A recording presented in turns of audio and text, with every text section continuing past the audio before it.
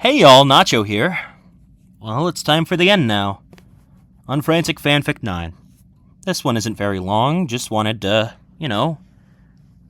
explore some things, create some new stuff for some characters, and just kind of see where everyone's ended up since their time in these Unfrantic fanfics. I just wanted to thank y'all for listening along with me and enjoying my work. I know my audience is small, but I appreciate all of you, and I really enjoy creating with you. I would not put this much effort into all of these stories if I did not care about each and every one of you as much as I do. And I just want to share that it's with the utmost love that I form these words. It's now time for Unfrantic Fanfic 9. Life Goes On. Jesse Raceman whistled to himself as he flipped over a pancake on the grill. It was his first time back at work since the amoebas had been vanquished. At the counter, his homies Queso and Vin Diesel sat and waiting for a hearty meal. However, all three of them were waiting for something more important, or more accurately, someone. William Donald Gaster opened the door to the Waffle House in Zebulon, Georgia. A large smile was on his face as he approached his friends at the counter. "My friends, I feel like I have not seen you all in a very, very long time." "Dr. G!" Jesse Raceman called out as he plated the pancake. He rushed out from the counter and wrapped the doctor in a tight hug. "Fuck, it's been so long, dude! I'm glad you're okay." "We all are," Vehicle identification number Diesel said as he came over and wrapped an arm around the Wingster Dingster's shoulder. "Even as my mind succumbed, I knew you'd find a way to fix this." Queso got up from his chair before wrapping all three of his homies in a big tight hug. "God, I never want to lose you guys again!" Gaster chuckled to himself as happy tears began to well up in his eyes. "Neither do I." Once Queso let the four go, or let the three go, I suppose that should be a three. Fuck. Once Queso let the three go, they each stood in a huddle in the empty Waffle House. Gaster reached into his cloak, smiling as he fidgeted around. Smiling as he fidgeted around. "Of course, I made certain to bring the goods." With a flourish, he revealed 2 6-packs of Cerveza Cristal, with 3 for each present. The others cheered as Jesse Raceman walked over and turned the open sign to say closed. Sure, it would affect the Waffle House index, but a few hours alone with the boys was what all of them needed. They were not aware of the figure watching them through a monitor located somewhere within the void. The shattered form of William Donald Gaster smiled wearily as he watched his former self celebrate their victory. He looked around his monitor setup, which had been repaired since its destruction at the hands of the Wiggler and Mikey Neptune. Of course, the reset button had been removed, and more monitors had been added to observe celebrations all over the world. He sipped on a Cerveza Cristal, glancing over to the 2 hats hung nearby on a hat rack. He glanced over to a nearby chair, where Jesse Gonerman was currently trying to make a way for the 2 of them to brew their own Cerveza Cristal. Thinking it better to ask for forgiveness than permission, he stood up and walked over to the man before hugging him tightly. His experiments was a complete success, as his best friend embraced him back tightly in turn.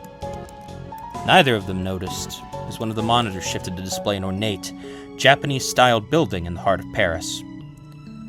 Corbeau, leader of the Rust Syndicate, sat in his office.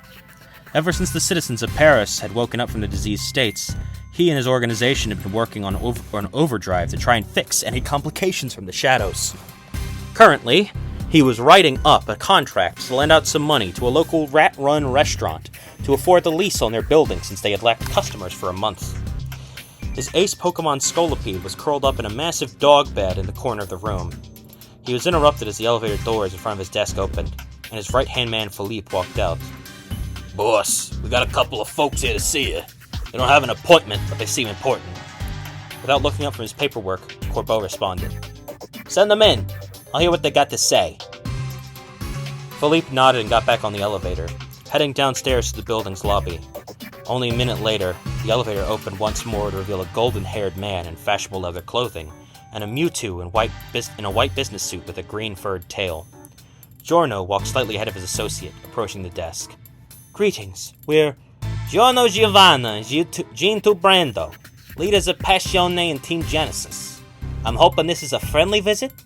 I'm not exactly in the mood for a hostile takeover." Corbeau said as he finally looked up from his desk full of documents. The two approached his desk fully, with Gene2 now speaking up. On the contrary, we're here to discuss an offer, an idea we've been passing back and forth for some time now. Now this had the Short King's attention, as he stood up from his desk and readjusted his glasses. Let's take this to the couch then. I prefer to get comfortable when discussing business matters. He led them over to a pair of luxurious black couches, each flanking a glass coffee table. Corbeau sat down on one side, as Gene2 and Giorno took a seat on the other. Now, how can I help you? Keeping firm eye contact with Corbeau, Giorno reached into a briefcase he had brought with him and produced a manila folder that he handed across the table. Corbeau opened it, looking through pictures included inside of various world events. As he flipped through them, Giorno spoke. In only the past year or so, we've seen an unprecedented amount of potentially apocalyptic events. The war for Earth and this recent pandemic have been the most obvious, but incidents involving a parallel reality known as the Playroom and the destruction of Green Dolphin Street Prison have happened under the public eye. This is the first time I'm hearing of any Playroom, but I did suspect there was a bit more to the destruction of that prison, Corbeau said. Still, you aren't wrong that these sorts of events seem to be becoming only more frequent. Just this week we narrowly avoided extinction. Now, what does this have to do with me? Gene2 leaned forward, putting his elbows on his knees and clasping his hands together. Giorno and I have been allied for some time now, and although this world is not my home, I do seek to continue business here. Both of us have a vested interest in keeping the peace, and we understand you do as well. Where I'm from, Europe has a group of 5 crime syndicates known as the High Table.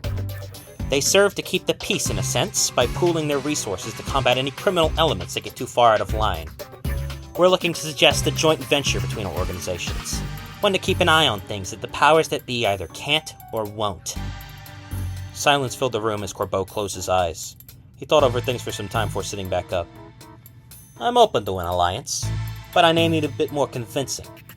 I've heard how Passione has lifted up areas of Italy under Giorno's reign. However, I don't know if it's because you're on the other side of the pond, but I haven't heard of Team Genesis providing the same level of support. How can I trust that you're just not using the two of us for further gain? Once more, silence hung heavy over the 3 men present. Corbeau's words had clearly struck a chord with Gene2, and even Giorno to an extent. It nearly took a moment before Gene2 found the words he needed. Because we're all cut from the same cloth. Giorno and Corbeau looked at him, both with evident surprise. Don't think I haven't done my homework, Corbeau, as I know you've done yours. If you've kept your ear to the ground, you've no doubt heard the rumor that I claim Giorno to be my father. I have heard inklings about that, yes. Although I have no idea how that changes anything. Corbeau leaned back in his seat, clearly confused. I'm afraid I haven't told the full story. Hell, I don't think I even knew the extent of it until I came here. My father is what would be referred to here as a variant.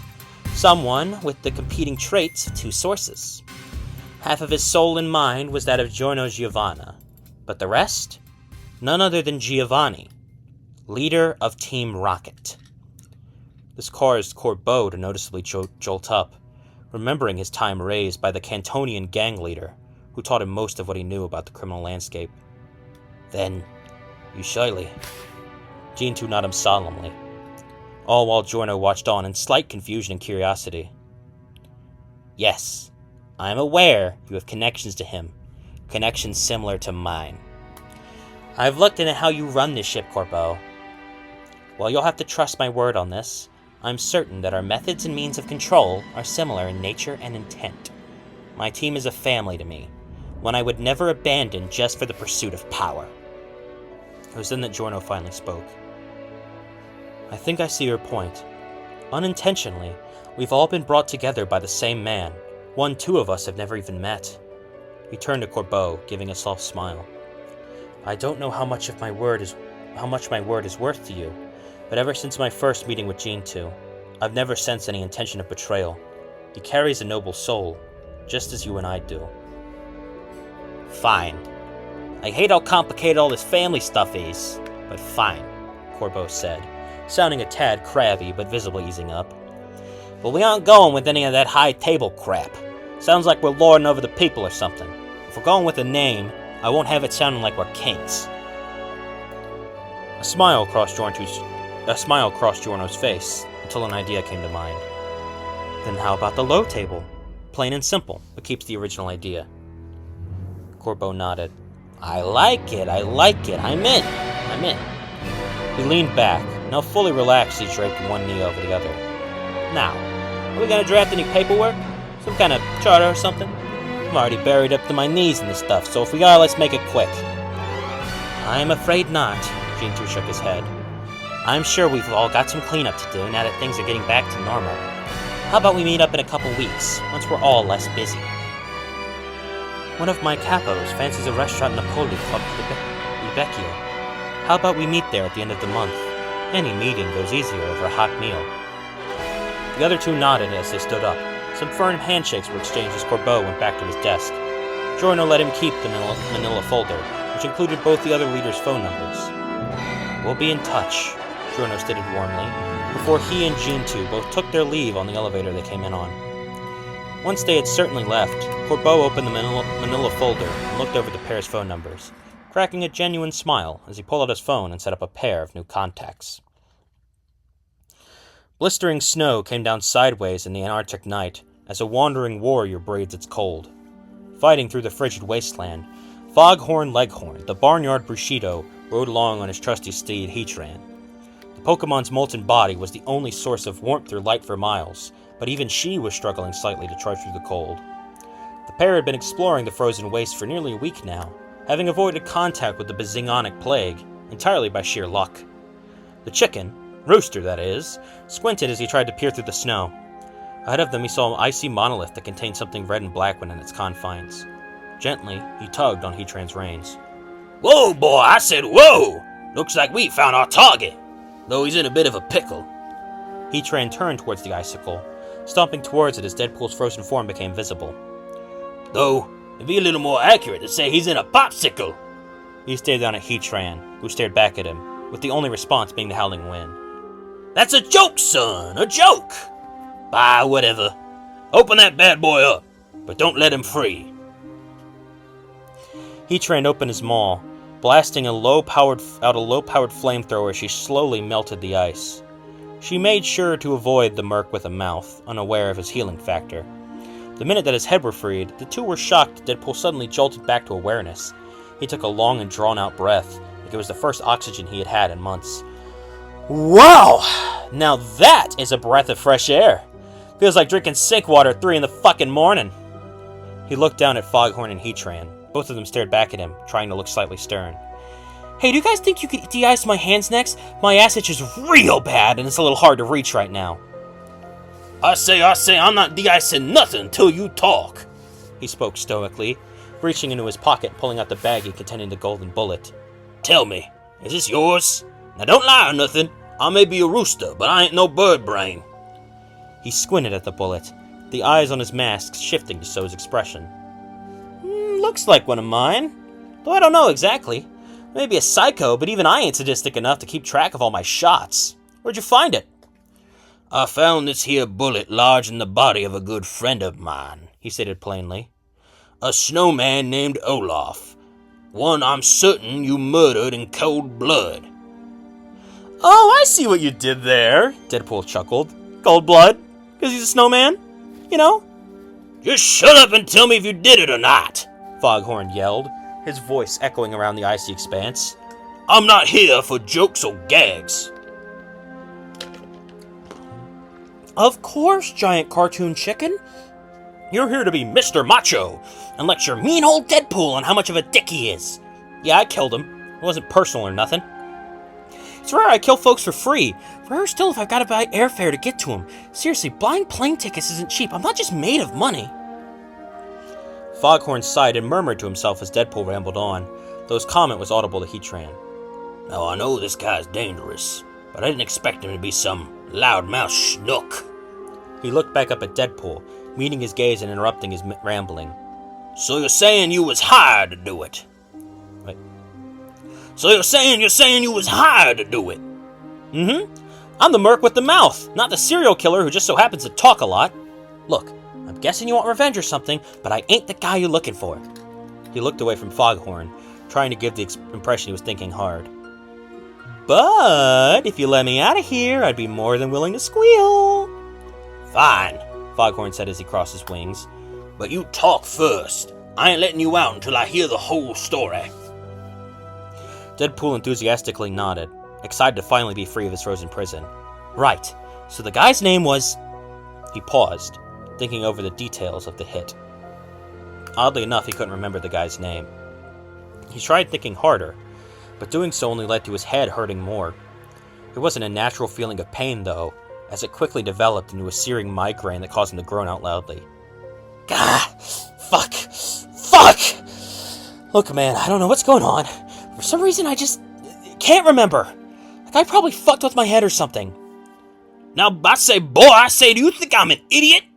I know you're just trying to cover your own ass, Foghorn said as he aggressively pointed towards Deadpool.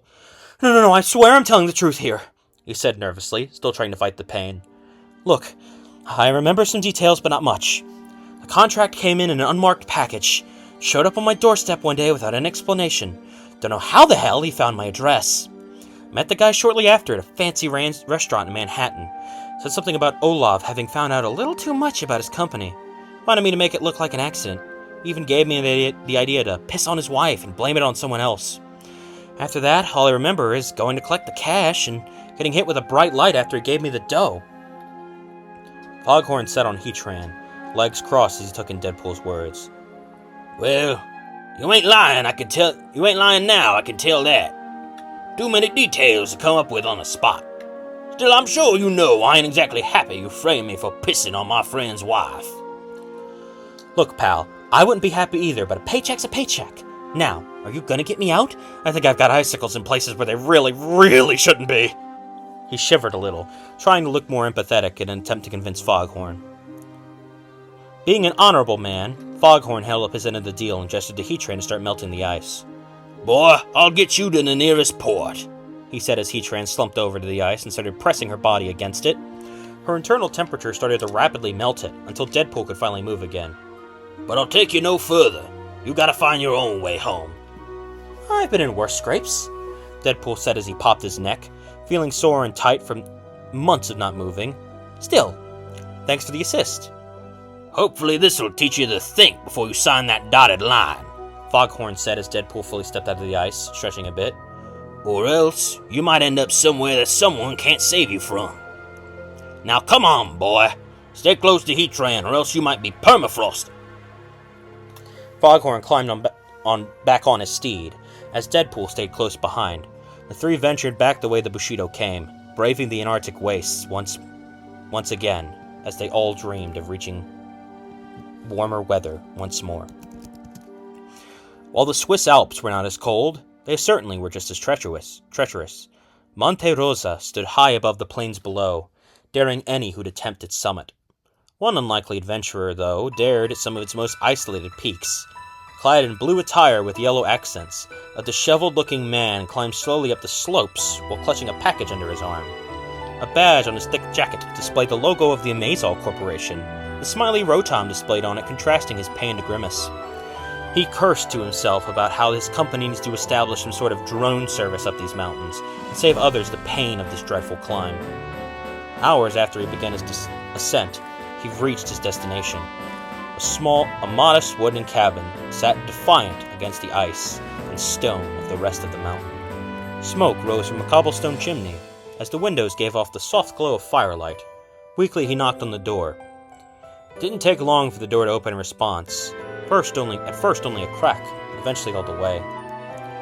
It revealed a tall, well-built man with long, shaggy black hair.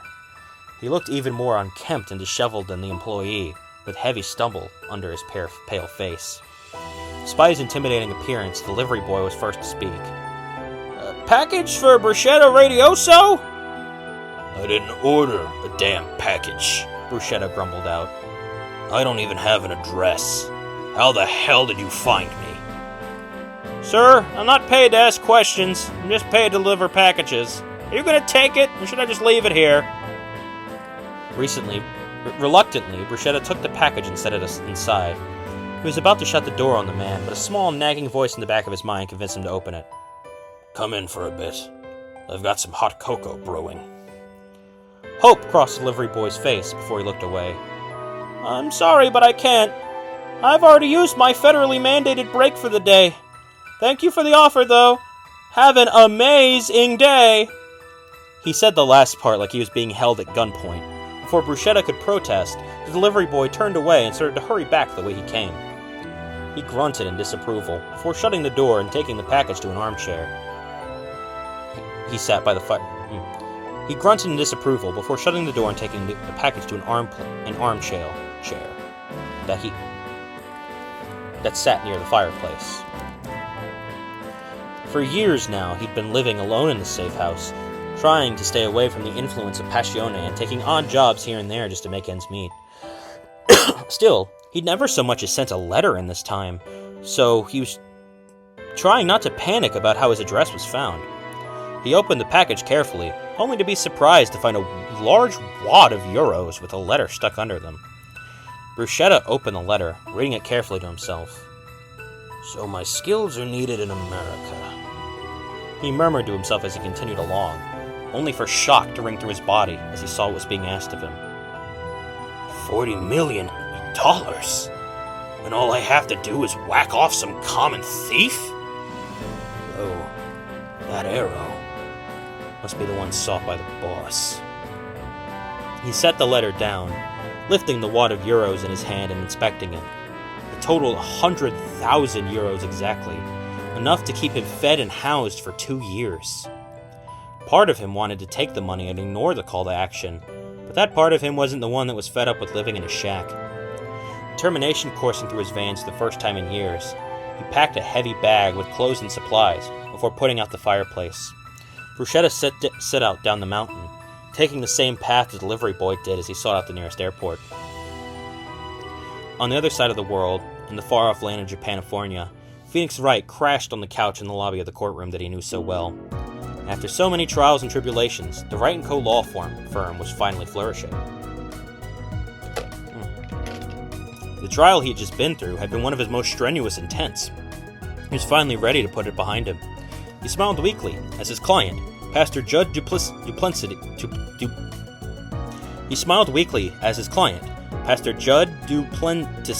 exited the courtroom and walked over to him.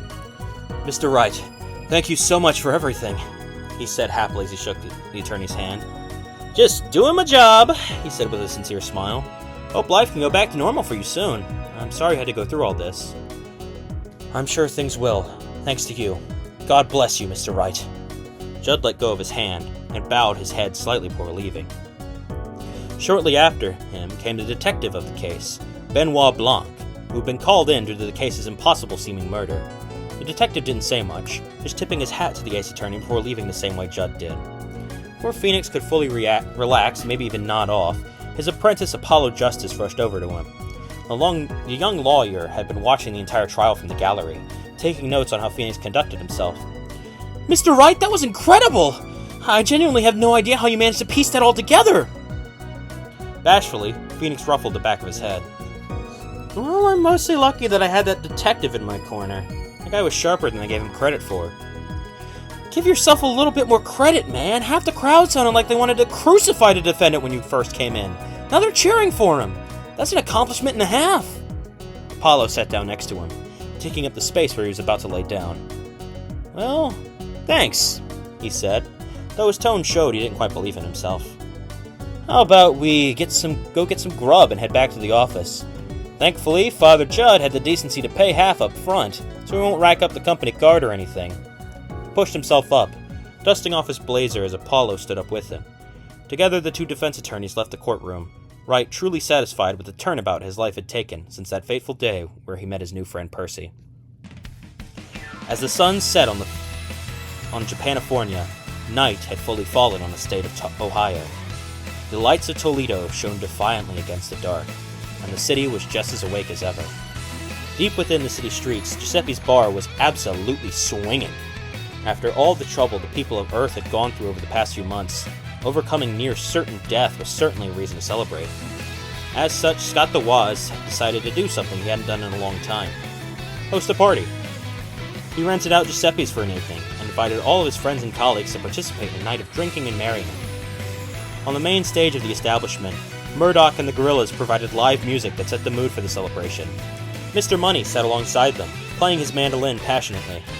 Folks slowly trickled in, starting with Scott's usual crew of Terry, Jeb, Jerry, Target employee, and even Rex Mose, who was on a brief sabbatical from the Avengers. He served as a chaperone, ensuring that only people who invited got in. Soon the bar became fully packed, with some guests needing more help than others to find a space. Big Yoshi had to be shrunk down by the awesome fucking wizard in order to fit inside, and Joe Coyne had to pop a Benadryl in order for the Hat Man to be summoned. Sadly, Ghiaccio couldn't make it since he was too busy being dead. Merriment commenced once everyone got a bit of liquid courage within them, along with a bit of food. Giuseppe and his employees rushed around the place, delivering dishes to the partygoers. Garfield and Garfeldi sat at a booth together, having ordered lasagna with a side of Newports. Schlatt demanded he receive an authentic New York pizza, which he was soon given. The only two who didn't order anything were Bunger and Uni, both of whom were curled up in the corner as Scrungus McBungus tried in vain to ask them about their opinions on Boris Johnson. Poe and Teddo hijacked the karaoke machine, using the mic included to sing along loudly to whatever the gorillas played on stage. Scott wandered around the venue, checking in on folks and making sure everyone was having fun. "Hey, how's the food? Drinks taste good? Hey y'all, Scott here. Music not too loud?" Most folks responded positively, except for an odd pair who somehow erected a balcony over one of the booths. "I'd say I can only stomach the stuff with a drink in me. I've already got one and it certainly isn't helping." Statler cried out to Scott, before he and Waldorf both erupted in uproarious laughter. "These old people are pissing me off. I'm the original Starwalker." The aforementioned Darkner was staring up at them, glaring with his unchanging eyes. At a nearby booth, Tenna leaned over to Ram, who was nursing some whiskey. "Hey, see if you can get those two's contact information. I think I got a great idea for some late-night programming." Before Ram could note anything, the door swung open and all attention was drawn to the large, white-haired man who stepped through. "Stand ready for my arrival, friends," Carl Quest spoke as he entered the establishment. He dragged 2 warehouse crates filled with Cerveza Cristal with him, eliciting cheers from all present. He was followed by Funny Hands, who had been fixed since helping Scott destroy the Iris. "Engage the funny, engage the party," Funny Hands said as he started to do a little dance with his hands. It was then many of the inebriated guests decided now was the time to boogie down. Some of the tables were cleared away as a dance floor was formed in front of the stage, where the gorillas and Mr. Money continued to play. Balan and Jose Galar took center floor, dancing something that looked uncannily well rehearsed and planned out. SpongeBob did a jig nearby as Mr. Krabs hit the robot. Sonic and Mario were having a dance-off, as Mario busted out moves he hadn't used since Dance Dance Revolution Mario Mix. Scott sat at the bar, watching more folks join the dance as the smiling friend Alan came up next to him. "I am really enjoying this party, Scott. I have not had this much fun since my nephew's bar mitzvah." "You said it, man," Scott said as he leaned against the counter, watching the chaos unfold as he smiled to himself. "Honestly, I need to throw these kinds of things more often." As Giuseppe polished some glasses at the counter, Geriatrics came up to him holding a laptop. "Hey, do you have anywhere I could be alone for like an hour? I've got a therapy session to run." "Of course, my friend!" Giuseppe exclaimed as he put a reassuring hand on Jerry's back and pointed him to a side door. "I have an apartment upstairs. You can use my living room for now." Jerry briskly nodded before heading up to the living room and sitting down on Giuseppe's couch. He opened his laptop and opened a virtual meeting software, waiting for his client to arrive. Soon enough, the image of the Wiggler appeared on screen, sitting in an old-looking wooden tavern. "Jerry, good to see you're doing well. Dressing back well, I hope?" "Yup," he nodded, smiling as he relaxed into the temporary therapy room. "So, in our last session, we were dead." "Right. Honestly, heaven was pretty nice," the Wiggler said as he leaned back in his wooden chair. Felt more like a well-earned vacation than the afterlife. Didn't have to worry about any of the stand stuff.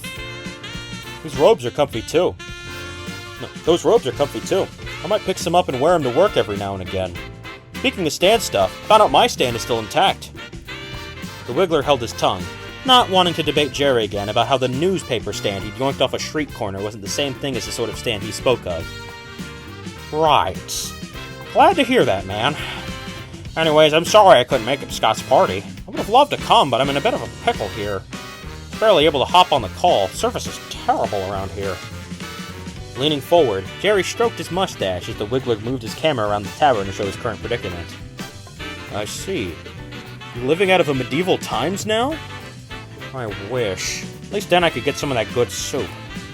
When I came back to life, I woke up in the backseat of the Wigglemobile in Skyrim.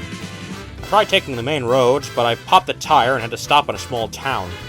Some guard tried to harass me, but I was saved by an Argonian named Glizzy Gobbler on the Hog. She took me in for the time being, at least until I can figure out how to patch that tire. Luckily, the local tavern has decent Wi-Fi. Well, as decent as you can get around here. How does that make you feel?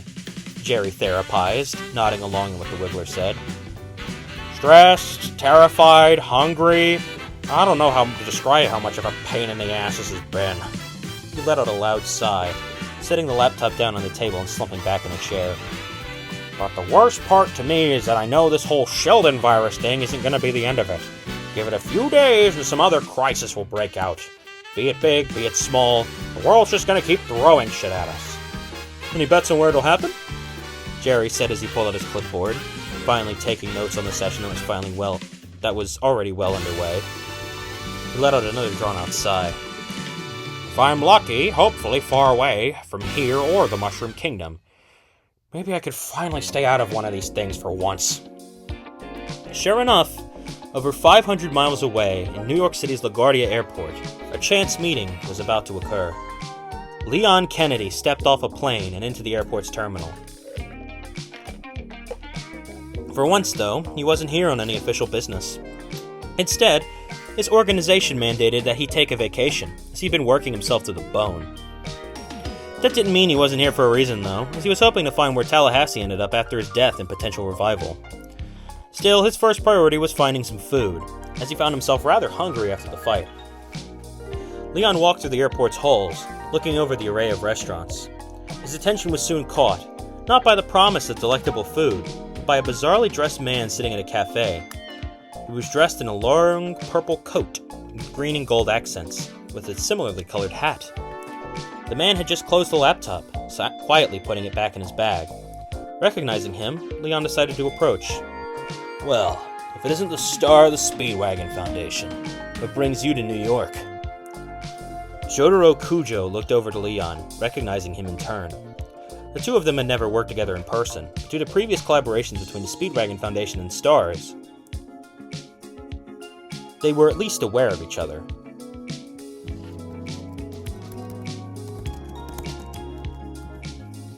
Leon Kennedy, I assume? I could ask you the same question. Just taking a vacation, Leon said as he walked over to the table and sat down across from Jotaro. But I'm only 5 minutes in and already bored. You? Silence hung heavy as Jotaro considered whether or not to tell Leon of his mission. Eventually he spoke, his voice heavy and serious as usual. We've received reports of a Stan user from another world. Recently we received an anonymous tip that said the Stan user is in New York. I'm just here to ensure they aren't much of a threat. Listening and nodding along, Leon looked over at the joint's menu. Got it. Need any help with that? Case sounds interesting. I've got a couple weeks before I have to get back to work. Normally, I could handle this on my own, Jotaro replied as he scanned the airport for any suspicious people. But the tip claimed their stand allows them to shapeshift and disguise themselves as others. Another set of eyes could be handy. Then I'm sold. Just one last question, though. Where are you staying in the city? Need to know if I should eat here or come along with you and grab some food later. Leon asked as he lowered the menu. Staying at the Baroness. It's a historic hotel in Manhattan. Jotaro stated as he stood up, grabbing his bag. I'm told they have a nice restaurant on the property. My room has 2 queen beds, and you're welcome to sleep on the other one. Beat sleeping at a Hilton, Leon said as he stood up too, listening to wait to eat. Let's get going then. We've got a shapeshifter to track down. He smiled wide at Jotaro, who cracked a small smile back. The two men left together, walking through the airport to where a fleet of taxis were awaiting travelers like them. As they fought through traffic, Both of them closely watched the skyline of the city that never sleeps. Neither of them knew exactly what this investigation would entail, but both had the suspicion that it would indeed be quite bizarre. And that's the end of the Unfrantic fanfics. Thank you all so much for being with me through these. It really means a lot. Peace out, bitches.